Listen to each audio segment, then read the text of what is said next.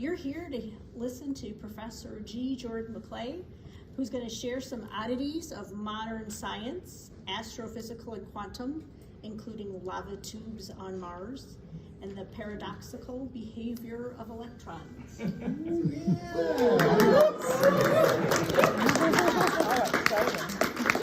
wrote a bunch within box. So he is a quantum physicist, poet. He has a PhD from Yale, had a postdoctoral appointment at Argonne and Fermilab, and taught at UIC. Right? For 20 years. For 2 decades. So this is going to be very exciting. So thank you. Thank you very much.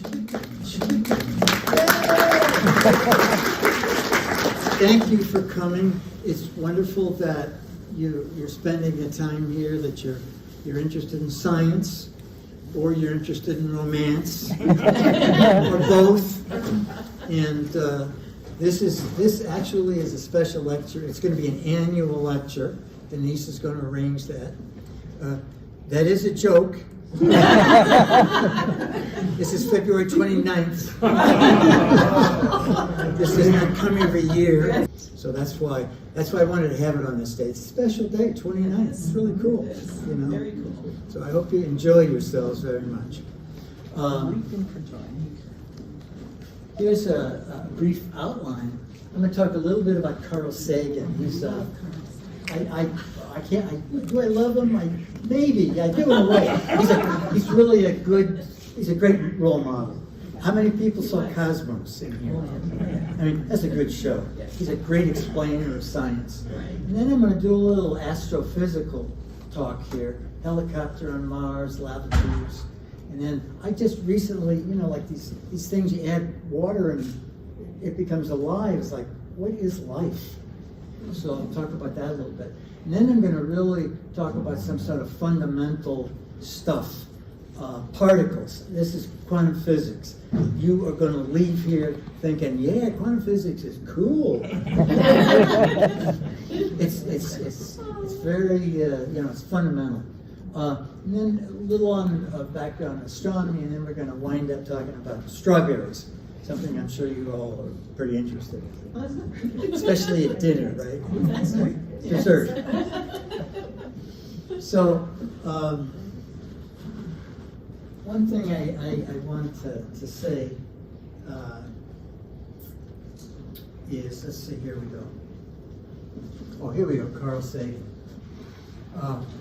A scientist, and he really was. And by a scientist, he believed careful observations were evidence. He didn't say, oh, I don't believe that. He said, this was a careful experiment, it showed this. And so, he believed it. I really admire that. He believed it was very important to communicate about science, and was a great communicator. He could explain things so well, a great thinker. He also noticed that public relations has distorted a lot of science. And sadly, that's something we've lived with. The tobacco industry, they're experts at creating doubt and stuff in scientific research. A lot of climate change today, 5,000 scientists believe one thing, and one guy who's on the roll from Exxon believes something different. And they both get equal coverage in the news. It's a strange world. But anyway, overall, Carl did believe that science benefited society, and I certainly hope so. The other thing that I'm a big proponent of, as he was, is basic research.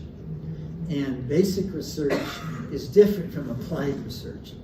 Now, give you an example of basic research. Here's a gentleman, Clyde? Chuck from Bell Labs. I used to collaborate with a lot of people from Bell Labs. And they, years ago, transistors were all vacuum tubes. You remember vacuum tubes? Yes. You go down to the drugstore and test your tubes. The people at Bell Labs and Murray Hill thought, gee whiz, maybe we can use a solid to make instead of a little vacuum tube, we could use a solid, semiconductors. It was fundamental research. They didn't really know where it was going, if it was going to work or anything. Fundamental research. Another example, I used to be involved in spectroscopy, the radiation from hot things and from the sun. And I'd go to the seminars every year about it. And a guy would show up, and his name is Charles Towns. He's one of the inventors of the laser. And he had no idea what it was for. He just kind of reported, we're trying to build this system. We're trying to get all these atoms to be excited together and then have them decay together and give off a light. He had no idea where it was going. It was fundamental research. And the breakthroughs, I think, come from that. The technology, that's great. Once we had transistors, today, it's amazing in technology. I brought my presentation on a thumb drive that's 64 gigabytes. 40 years ago, 32K was like, you had to segment your programs. It was too big. So this is developments in technology, which is important, but it's different from basic research. So, research, lifeblood of science. And I have a little poem that I'm going to read here.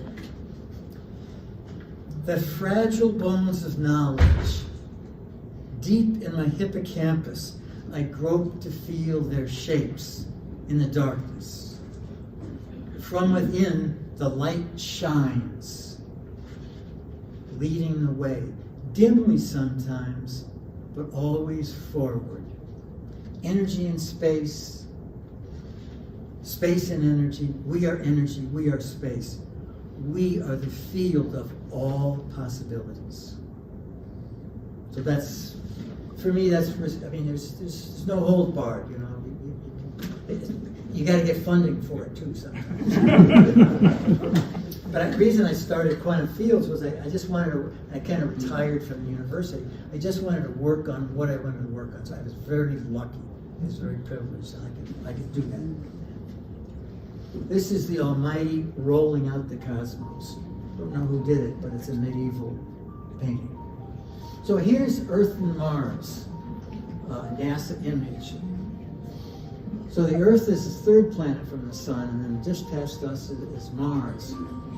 And Mars is something that has captured our imagination for millennia.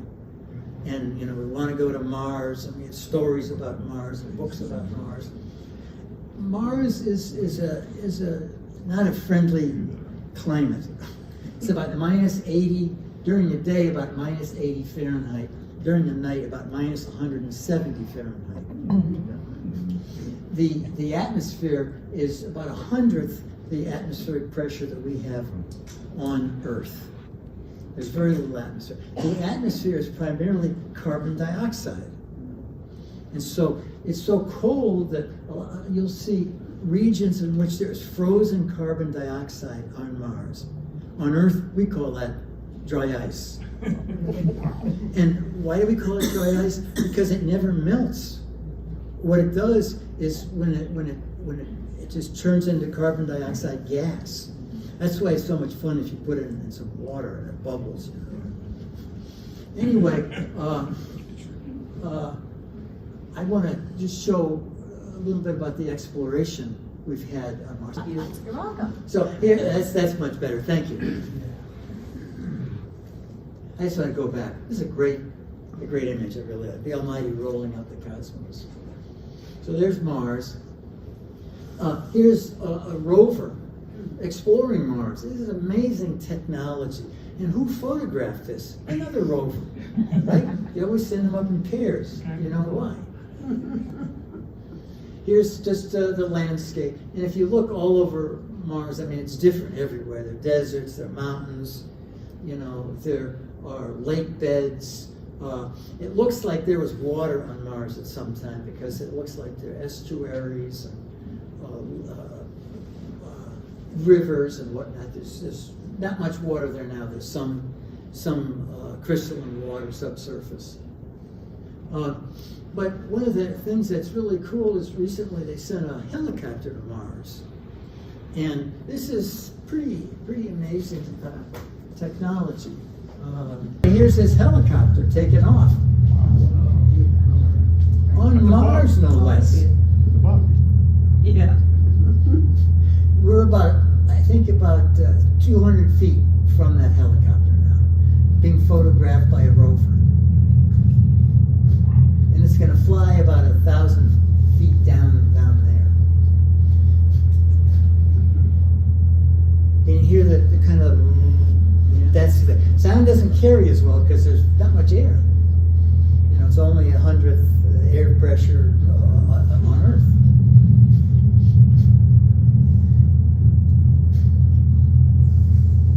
But it's kind of amazing. Nobody in mission control has got a joystick here.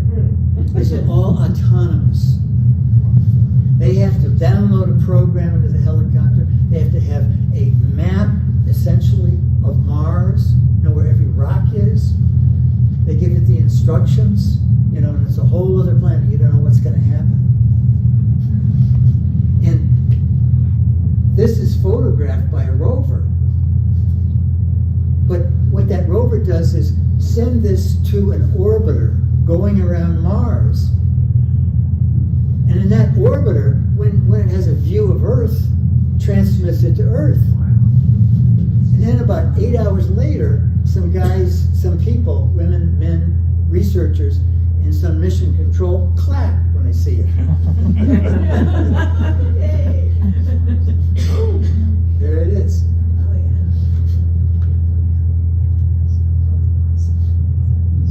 And they've got it down, landed, you know, right where it took off. But how do you know, like, let's say there's a big wind, you know, you'd have a problem. Because there's no real-time control.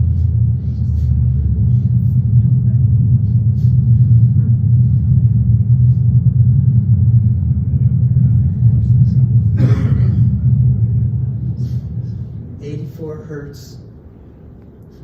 So they've made it sound a little louder so that you can enjoy it. Anyway, this is it's a technological challenge. Pressure's 100th of the Earth's pressure, mainly CO2, and it's cold. Gravity's less. That's great. That makes it a little easier. But it's all autonomous, no real-time control. All this is recorded by Mars rover, relayed to an orbiter, transmitted to Earth. It is a marvelous accomplishment. The other thing is, the electronics and stuff like this is not new. It's not like your iPhone, your latest version. It's probably electronics that is no newer than 10 years ago. Why is that? Because they have an exhaustive process of qualifying everything that they use. They cannot risk, oh, damn. It busted. You know, this is like $500 million or $1 billion down the drain. It's got to work. So they're very, very careful about that. This is technology, you know, and it's incredibly impressive. Here's a photo. This is from the Mars Odyssey, which is orbiting Mars. And here's a place where one of these rovers landed. And it's kind of amazing, you know, when these things land, they have to unpack themselves, energize themselves, you know, move around. It's not easy, you know. Something just landed on the moon. It was a private thing, you know. They're not as careful, you know. It landed on a rock or something. It's on its side. You know, these NASA people are pretty good at this stuff. The biggest volcano in the solar system is on Mars, and it is large. This is an outline of Arizona. Olympus Mons, 14 miles high. It's not active now, but it was active. There is some seismic activity on Mars, not much, but a little bit. But this, when it was active, you know, lava would come out here, go down the sides of the mountain. Also, it goes underground. There are tubes that will carry lava underground, called lava tubes. Here's a cross section of a lava tube. So this is the whole lava tube. So at one point, lava filled this and was flowing underground. This now shows what it looks like after the flow is stopped. There's some lava on the bottom, a little pond, and it's just open on the top. So this is something that occurs not only on Mars but on Earth. Here's a lava tube in Iceland, and you can see an opening to it. And here's a region, some snow has fallen in through this porthole. But what's nice about the lava tube is it's sort of a protected environment. You know, it's not exposed to everything. It's a protected environment. It may have certain advantages on Mars to have a protected environment. Here is a huge lava tube on Mars. This is the volcano we just looked at. And so here's a lava tube, 50 kilometers long. I mean, it's the biggest volcano in the solar system. It's big. And these little pock marks here are places where that lava tube has collapsed. Here's a region where it hasn't collapsed. But the reason, here's a skylight in one region along there. So this is an opening. There's a lava tube underneath. You can kind of see how it's raised there a little bit. It's big. This is 150 meters or so. So these are big. Why be interested in them? Well, on Mars, this is a way to get protection. Mars has no atmosphere to speak of. It's got no magnetic field. So the solar radiation, the UV and everything, is hitting that planet. It's not attenuated. The solar wind, which is a bunch of particles, charged particles from the sun, is incident on the surface of Mars. So there's particle radiation. This would provide protection from it. The temperature is more stable in there, less evaporation. Maybe some chemical and mineral nutrients accumulate there. Might be a place where life appeared. It'd be a kind of a safe place. Certainly for humans exploring Mars, it would provide protection. Might be a base. So I'm going to take a whole different thing here. I just want to share something I learned just, a couple of months ago. You all have phones. Is that right? If you didn't have one, you wouldn't admit it, right? I don't have a phone. Phones are amazing. It's amazing that we've, and how did they get us to buy a new one? I mean, it's like a new car. We buy a new. Anyway, they are absolutely incredible technology. There's no doubt about it. And phones have all kinds of instruments on them. They measure pressure, acceleration, sound, light, magnetism, video camera, GPS. It's incredible what it does. It's absolutely incredible. So last, years, probably 5 years or so, physicists have said, my God, this is an incredible instrument. Let's use it for doing physics experiments. So some physicists have created all kinds of physics with phones. And if you're interested in this, and I think kids are interested, like your grandson, my guess is this is something to check out. Physics with phones, just Google physics with phones. The two big players are this from the University of Aachen in Germany, Firefox, great software. It just turns your phone into, it's like a library of instruments. You want to measure, I can measure how fast I'm going in an elevator. Yesterday, when there were tornado warnings, I measured the barometric pressure and how it changed. So it's just incredible. Firefox is a great one. And then Lawrence Livermore National Labs has an incredible assortment of free labs that you can use. It really is a remarkable resource. So that's all I'll say about this. As I said, I've been kind of thinking, what is life? These are some things that just kind of blow me away. This is a Judean date palm that came from a seed 2,000 years old, and it germinated. It's like really? I mean, it's incredible. This is from a lotus seed that was 1,000 years old, and it germinated. This Arctic flower here is from some tissue they had some old plants, and they could date the tissue with carbon dating, which is pretty accurate, 31,000 years old. And they took some of the tissue, the placental tissue of 3 fruits. I'm not enough of a botanist to know really what that means, but you know, it's some of the plant that's left. And from that, they could grow these plants from 31,000-year-old plant material.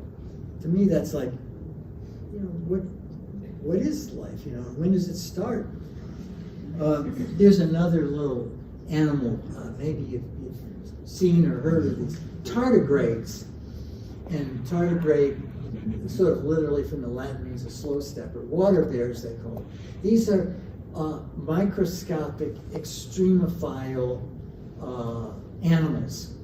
Very small, you know, 0.5 millimeter, like maybe the size of 2 periods or something like that. You know, it's really little, but I think they're sort of cute. Anyway, they like moss, rain gutters, and you can take one of these tardigrades and heat it up and desiccate it, dry it out, and it curls into a little ball and kind of secretes something on its surface that protects it. And it'll just stay, then it's called a ton, and it'll just stay in that state. I don't know how long, but you know, for probably years or something. You know, it just stays there. I read about it recently in an experiment, and in this experiment they wanted to have sort of an electrical entanglement between something that was organic and non-organic. And for the organic component of it, they picked tardigrades. And so this is on like a superconducting surface. And they take the tardigrade, it's desiccated, it's in this ton state. They reduce the temperature to absolute zero, or very close to it. I mean, this is as cold as you can get. And then they remove all the air. So it's a vacuum, it's absolute zero. They got a tardigrade sitting on this surface, and they're running electricity around it. This thing is there for 20 days. They end the experiment, let it warm up slowly, it takes a day, add water, and the tardigrade is alive. I mean, what I hope is I wish the tardigrade would write an autobiography. But to me, it's like, what is it? You know, it sort of brings up these questions, these perplexing questions. What is life? So, okay, now we're going to switch gears. We're going to go to some fundamental physics. This is where you're going to, you know, become champions of quantum theory, I hope, or leave, one of the two. So, I'm going to just ask you this question. Can an object be in 2 places at once? And the answer is yeah, but it has to be a very small object. It can't be a baseball. You know, it's atomic size, atoms, electrons, stuff like that. Those are the things that can have this strange quantum behavior.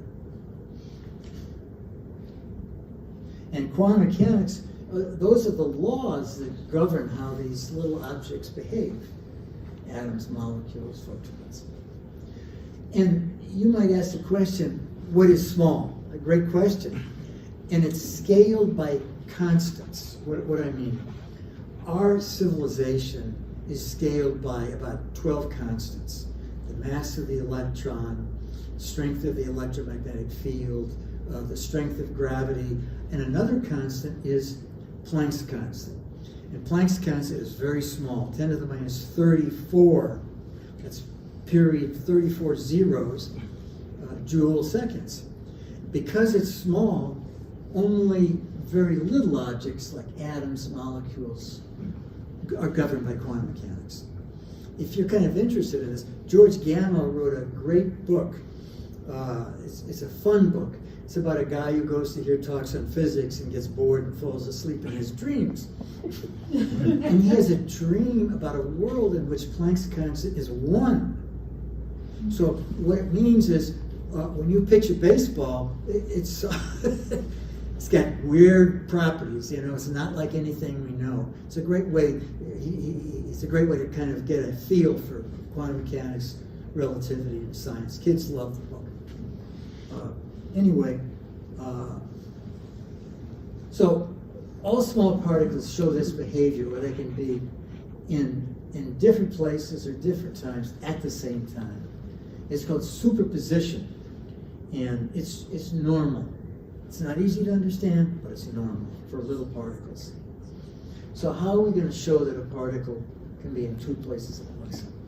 First thing is, we'll show how waves behave, how you can identify something as a wave. Waves are spread out over space. They can combine or interfere with each other. Then we'll show that a single particle acts like a wave. How many of you ever adjusted your stereo? Where you have a right speaker and a left speaker, and you stand in the middle, and this is interference of waves. It's a sound wave. So we're going to sort of experiment with stuff like this. Here is wave interference. This is constructive interference, destructive. So we have two waves here, wave one, wave two, and they're at the same space-time location, on top of one another. If they're like this, the peak of one is where the peak of the other is, the trough of one with the trough. If they're in phase like this, they will add to give you a wave twice as big. Constructive interference. That's what you want when you have your speakers properly phased, when you're right in the middle. They add. Destructive interference is kind of the opposite. Here you have a peak of a wave lined up with a trough of the wave. Peak, trough, again, they're out of phase. They add up, they cancel each other. And so you have destructive interference, like this. So this is a signature of a wave interferences. Balls don't interfere with each other. They don't. It's waves that do. So,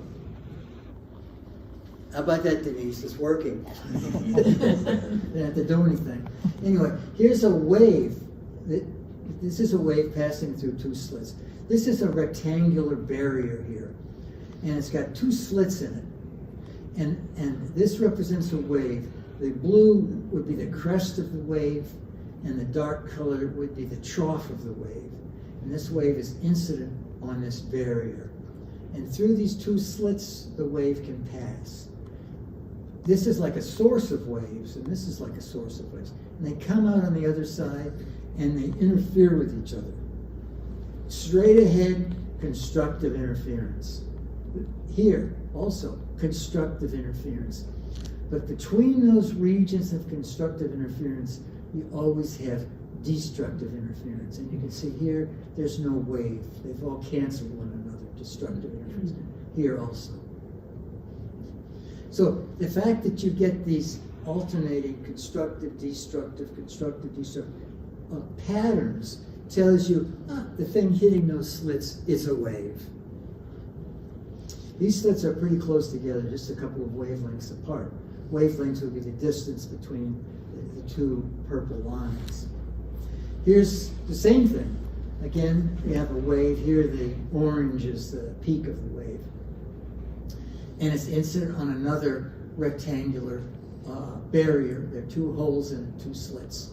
And so this could be light, it could be a water wave, it could even be a sound wave. They'd all give you the same sort of pattern. And here the pattern is a little different because these slits are so far apart.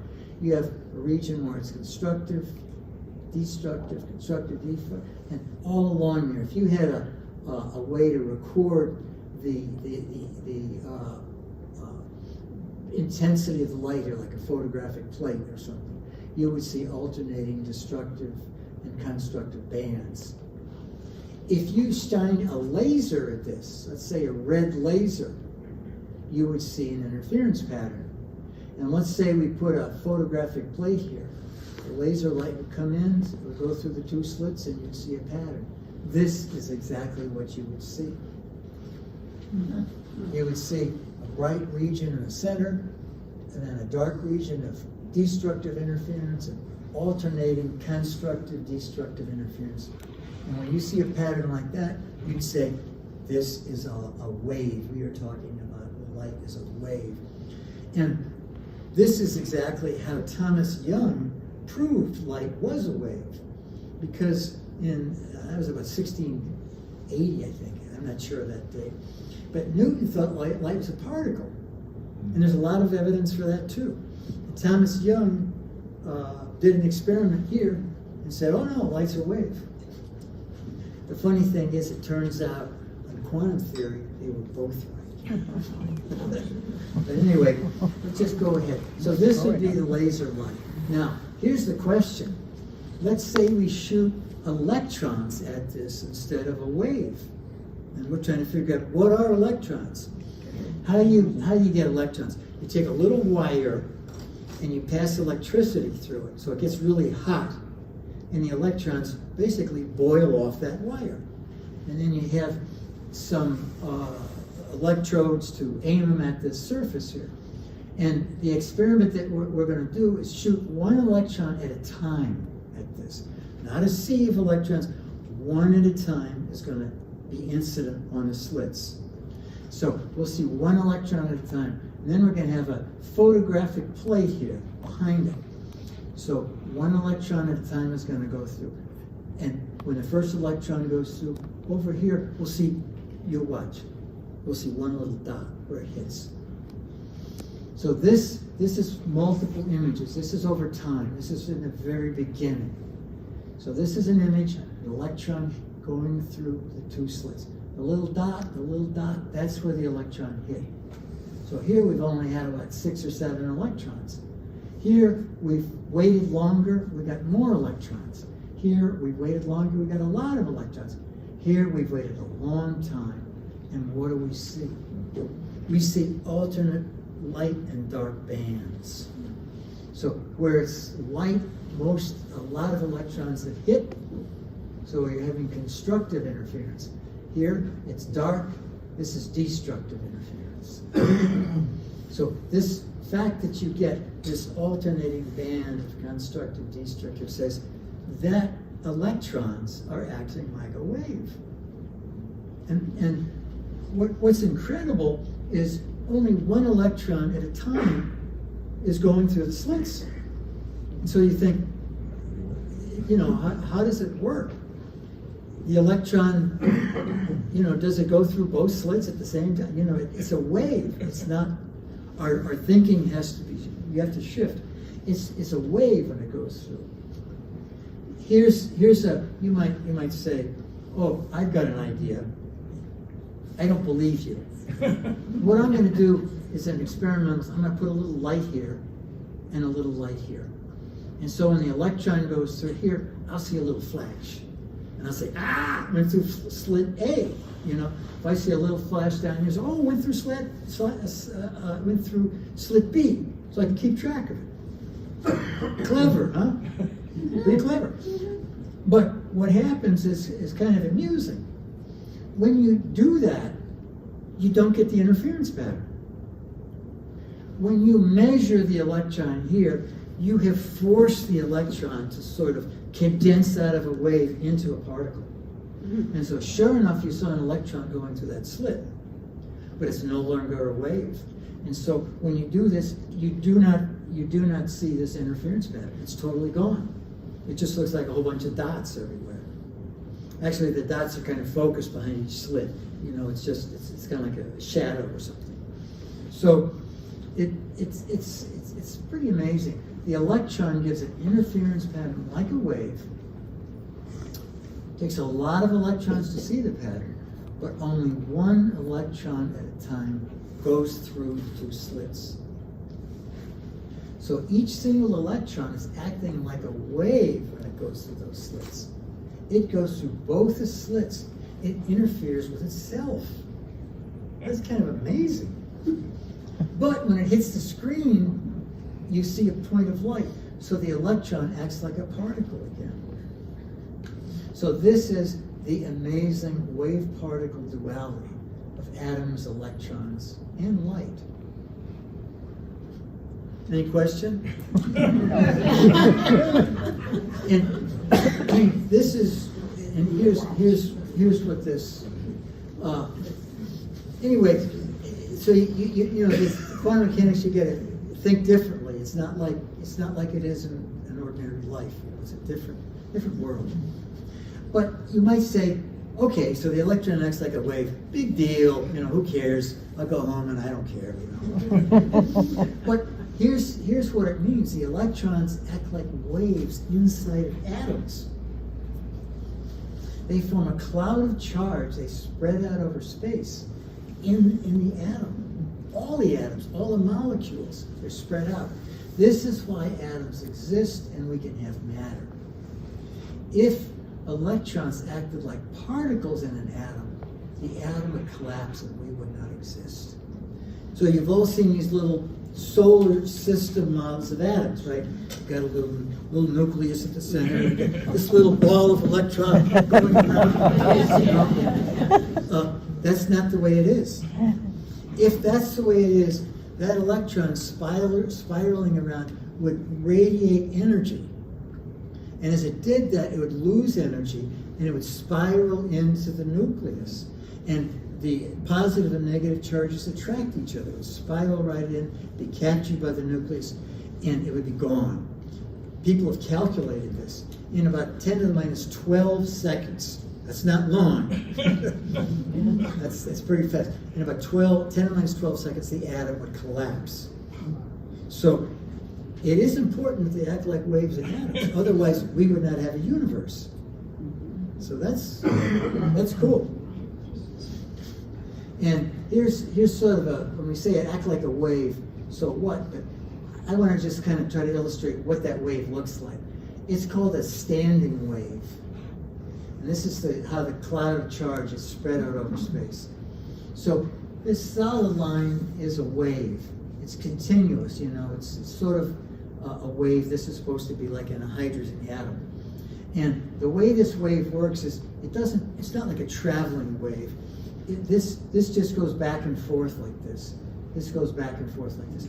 You know, when you were young and had a rope for jump rope, you could make these waves, you know, they would just go like this, you know what I'm talking about? That's a standing wave. So that's the kind of wave you get in an atom. That's what gives it stability. And, you know, as I said, if the electrons acted like particles, this universe wouldn't last very long. Anyway, so here's some pictures of clouds, electron clouds. These are, this is called the Schrodinger wave function. You know, it shows how the wave works. This is a hydrogen atom. It's just got one proton and one electron. And this is the ground state, the state that the hydrogen atom's normally in. And what's amazing is the predicted cloud, the density of the charge is maximum right where the nucleus is. I mean, it's not, you know, the way you see all those little solar system drawings. It's maximum right where the nucleus is. And then it kind of spreads out from there. So this is one cloud configuration. This is another one. This is if you excite the atom a little bit. You get a spherical distribution that has some charge, and you also have some at the center. This is another. So, you know, there are a lot of things like this Schrodinger wave functions that you could study and show clouds. I just wanted to kind of give you a feel for what that is. So, understanding quantum mechanics, it's kind of amazing. The basic equations have been known for almost 100 years. Interpreting these equations is an ongoing challenge for fundamental physics. And you can see why, you know, the wave-particle duality. These are whole new ideas, new concepts. It's hard to sort of figure out what they mean. Our discussion of the wave-particle duality illustrates fundamental physics. And I'm most interested in fundamental physics. On the other hand, many physicists adopt the mantra, just calculate and don't ask a lot of questions. and that's not, I'm not saying that's wrong. That's a very effective way to build a lot of stuff. That's how, all these phones and all of our incredible electronics, it's okay. You don't have to always be worried about fundamentals. The equations work. You don't necessarily have to understand what they mean to use them. So it's engineers do this all the time. It's perfectly good. But there are some puzzles, that go back to these fundamental questions. And we kind of wonder, can science solve these puzzles? Here are a couple. For example, you can have a bunch of identical radioactive nuclei, like plutonium or uranium, and you have no idea why a nucleus decays when it does. You think they're all identical. Why does one decay now and one later? You don't know. You can make a statistical statement. You say, oh, there's a half-life. You have enough of them, after. So you make a statistical statement, but you don't understand the process. We have actually the same problem. Why don't we always get the same result when we make measurements on identical particles in quantum mechanics? We don't. You can have an atom in a superposition, make a measurement, and you get this answer or that, and you don't know why you get it. You can make statistical statements. If you do it often enough, say, 10% of the time we get this, 20% we get that. But you have no idea why all these identical things behave differently. We'd like to peek inside, but don't know how. Then, on a bigger scale here, in the last, decade, 5 years really, there have been a lot of efforts to replicate what we see as fundamental experiments in psychology, economics, genetics, oncology. And to the surprise of pretty much all of us, the replication is not very encouraging. In psychology, there are different studies where they replicate different things. The replication in some has been as low as 11%, and the studies can be replicated as high as 70%. So it varies. Same thing in economics, genetic ecology. We don't quite know what's going on. Say, the statistics are wrong, but we really don't know sometimes, what we're doing. We don't know the variables. I don't know. To me, it's something is missing. And then, of course, you get to questions like, what is love? What is consciousness? These are not easy questions.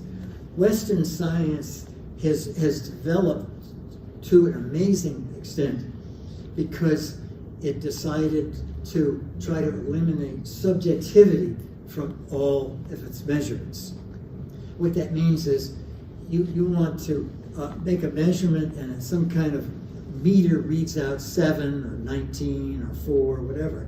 It doesn't depend on your attitude. It's objective. You try to be totally objective. What this means is you're trying to kind of remove consciousness from the whole process of scientific investigation. And it's been very successful. The only problem is today, we're trying to figure out what consciousness is. So, anyway, to my way of thinking, sort of as a poet, maybe you were missing something. We've got a lot of successes, but maybe we're missing something. And a Western thing, this sort of deterministic model, do this, that happens, do this, that happens. Maybe there's something more that we could do. So I wrote a poem here called Chasing Determinism Again. I'll read it. Western civilization is continually searching for the key to understand and control our world, to link a specific physical cause with every effect, a paean to determinism.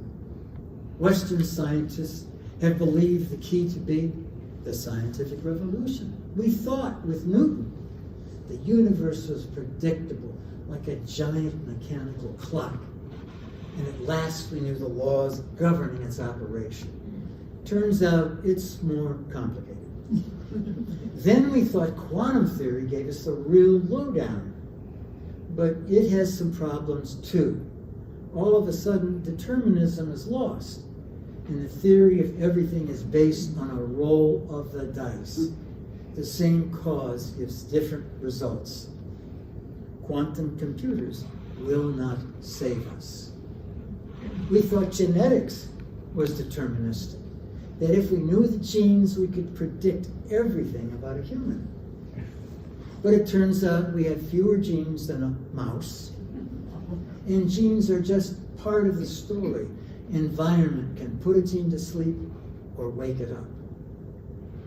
20 years ago, it was artificial intelligence. Now it has resurfaced with big data to allow us to master the universe. Concerning sentient computers, can a submarine swim? The algorithms are as brilliant and as limited as the humans writing the computer instructions. It is a digital view of the world, sucking up the internet. Love is not deterministic. Western civilization won't give up. We will never surrender to nature, but we keep running down the same maze, chase determinism. So that's sort of what I think sometimes. You know, I'm hoping some genius will come along and give us a new paradigm. We haven't had one for about 100 years. So let's go back to astronomy here for a second. Saturn. I think this is a Hubble photograph. Absolutely. Isn't that a gorgeous photo? Saturn and the rings. If you ever have a chance to look through a telescope, you know, with your own eyes and see Saturn, has anybody done that here? Yeah, isn't it something? I mean, I can remember when I first, you looked at it, it's like, my God, it's got rings. I mean, it's amazing, right? You don't forget it. It's different. I mean, the photos are fantastic, but anyway, so here's Saturn. Saturn has an atmosphere that is primarily hydrogen. There's some helium, some methane, some ammonia, a little bit of water vapor, and these different components give these colors here. Incredible rings. Rings are composed mainly of ice crystals, from little granules up to boulder size ice. It's a gas giant, but just to put that in perspective, 99% of the mass of our solar system is our sun. That's what the mass is. Everything else is small. The latest missions to Saturn have shown it has, believe it or not, 146 moons. I mean, isn't that a different world? Can you imagine? I mean, there you Now, some of these moons are very small, you know, hundreds of meters in size. Some are quite big. Here's a relatively large one, Enceladus. And this is a moon that's one of the brightest things in the sky. Because it is totally covered with ice. It's very reflective. So it is totally covered with ice. And there's a recent mission to Enceladus. It observed fissures in the ice. Here's a fissure from Enceladus. And from these fissures, these huge jets, hundreds of miles long, are coming. These are water vapor ice crystals shooting up. They believe that some of these ice crystals are what's feeding some of the rings of Saturn. Amazing. Isn't it amazing that a satellite going around Jupiter can get these things? Incredible technology. There's another moon of Saturn that's very interesting. It's the largest moon of Saturn, Titan. Oh, here, let's just look at these rings. Here are the rings of Saturn. These are colorized, and you've probably heard of that colorizing. What people that process photos do is they want to really, it's only gray. That's the real images, it's just gray. But they want to accentuate the changes in the gray. And a way our eye can perceive it is to take those gradations in gray and change them into colors. So this is just kind of a mnemonic device to make visible how the variations occur in the rings. They obviously don't look like this. Dirty ice near where Saturn is, clear ice up where you're pretty far away. Anyway, I want to talk about the moon Titan now. This is another incredible photo by Cassini. This is a moon of Saturn, Rhea, small moon, and it's in front of the largest moon of Saturn. This is Titan, and there's this blue haze is this atmosphere of Titan. It's a thick haze. The atmosphere is mainly nitrogen. It's about 95% nitrogen and about 5% methane. That turns out to be very important. But it's a third the size of Earth. I think it's about the 10th or 12th largest thing in our solar system. It's a huge moon. Here's a picture. This is from a Huygens probe that actually descended to Titan. Christian Huygens, in 1650, with a telescope he made, grinding the lenses, discovered Titan. Isn't that amazing? Yes. I mean, he didn't have a clock drive, he didn't have a GPS, he was just a clever person, determined. And so, in honor of him, this probe that went to the surface of Titan, they called it the Huygens probe. And this is just the surface of it. It's quite different all over. They describe it sometimes as the most Earth-like because it has lakes. And here's some lakes. Now, Titan is very cold. It's about minus 280 degrees Fahrenheit. And at that temperature, methane can liquefy. And so Titan has got rivers, it's got all kinds of different, estuaries, but it's not water, it's liquid methane. Titan actually is the only celestial body other than the Earth that has a liquid on its surface. Technology. So this is a colorized movie. They've made these look blue so you can see them. And then you'll see strips kind of, because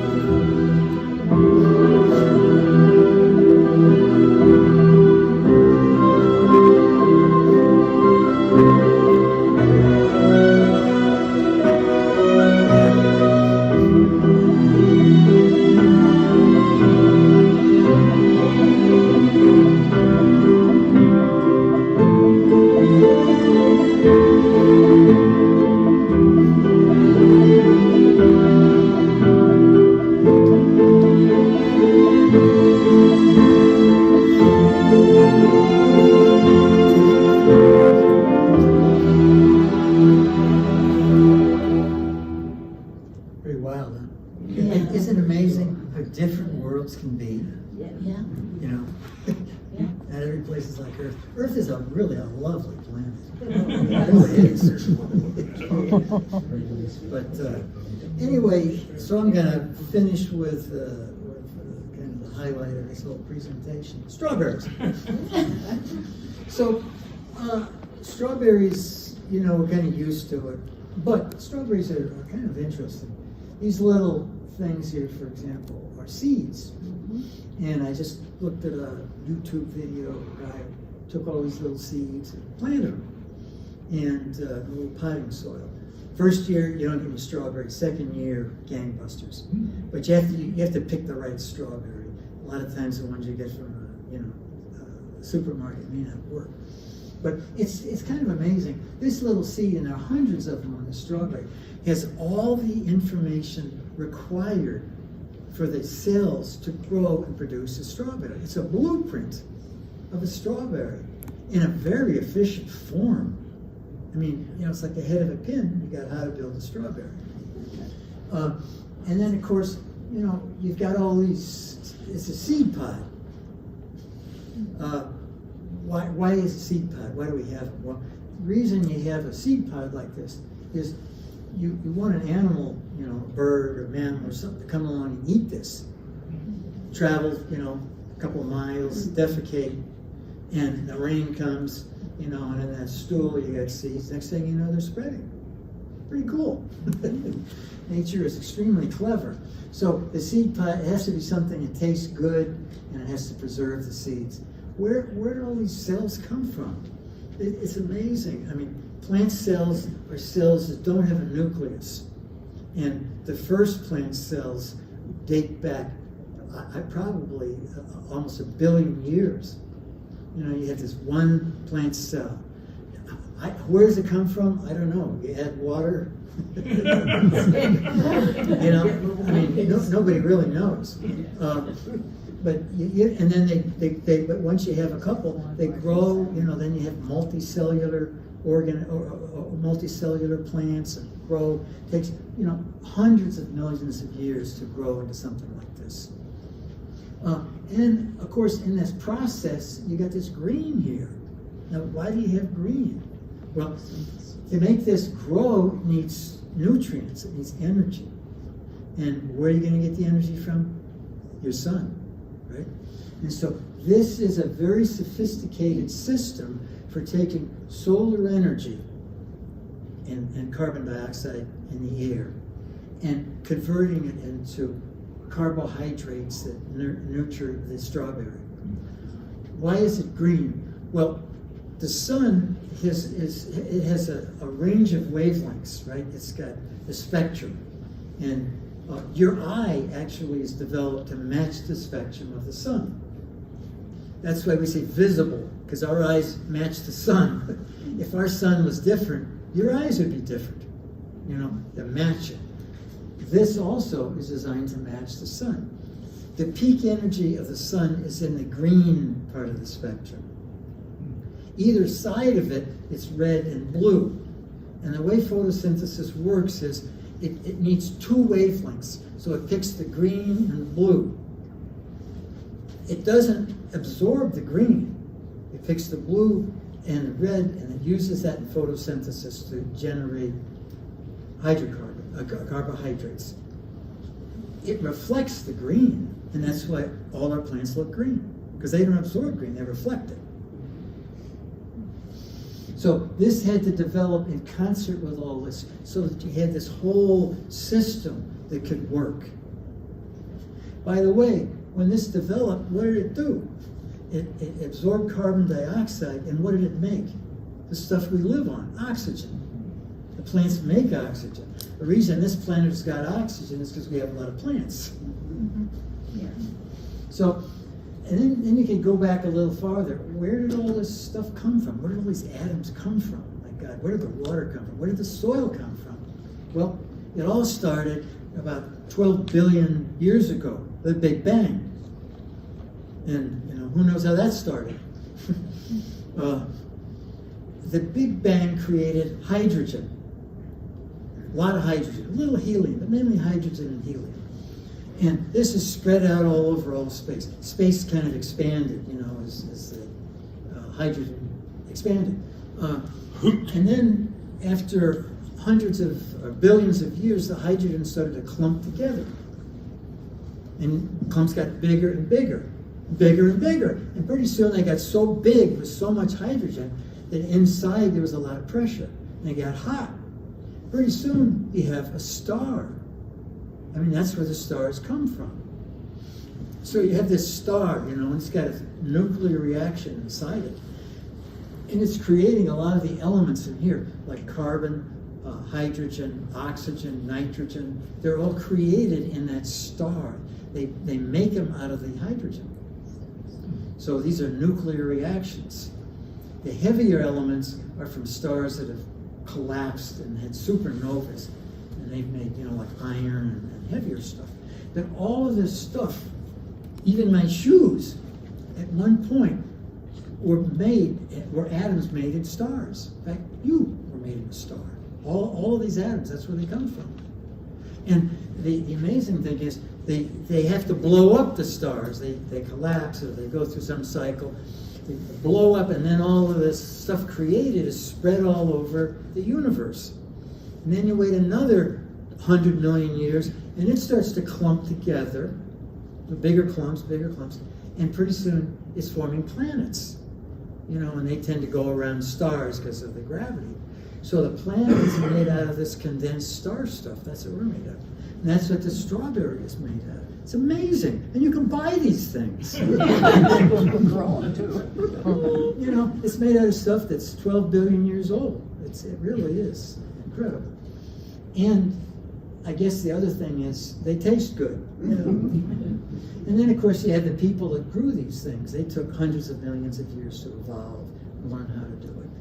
You know, it's anyway. So it's not just the amazing. It's not just the ordinary strawberry. It's the miraculous strawberry. So just wanted to talk about that. And then I think I want to wind up with a little poem here. Oh, and I published a book of poems and art, and it's in the back there in case you want one. And then also Jill, the science librarian, Denise Hatter, put out a whole array of science books, very interesting physics books, so you may find that interesting to look at also. So here's a poem, Dance of Science. Twinkling stars. Jacob's ladder is a science demonstration, and it's one of these metal steps, and then they plug a high voltage generator, and it sparks, and the spark sort of climbs up this ladder over on it. It's a cute demonstration. And the other thing is stars that are so big bend space. They bend it. If you shined a light, you know, by a star, it would get bent, you know, by the star. So it's bending space. So let's just to understand the poem. Anyway, twinkling stars, points of light that travel billions of years to die in my eyes. Nuclear furnaces of unimaginable ferocity and size, making nuclei, bending space itself, filling the void. And I am here confused and wondering why or how or what or when. Scientists come and go, talking of the final theory, the emperor's new strings, a proton is a cat's cradle, I am Jacob's ladder. One cell calls in the darkness, demanding to be heard like a beating heart. And for me, that's the heart. You gotta have the heart. That's science. Anyway, a couple of parting words. Often real science is more amazing than science fiction. Ideology today seems to sometimes dominate science. Facts are treated as less important, especially in media and politics. It's sad, you know, that I don't know, we get blinders on. Too often political decisions, you know, by our senators are not based on facts. You know, they ignore the science. It's sad. And science isn't perfect. I mean, it's an iterative process, but you know, a lot of times it's the best we got. Often today, the focus of a lot of scientific effort is on sort of development and short-term research. We're kind of a quarterly report-driven culture. A huge amount of resources are used in defense and homeland security. $900 billion on bombs and guns. For me, this is way too much. About $40 billion is spent on basic research. So it's like a 20th of what we spend on bombs. And I think the big payoff is, you know, some basic research. And I believe we need more resources about getting along instead of bombing each other. Basic scientific research is great. Let's keep the romance of science going. Let's do some great science, all of us. Thanks for your attention. Questions?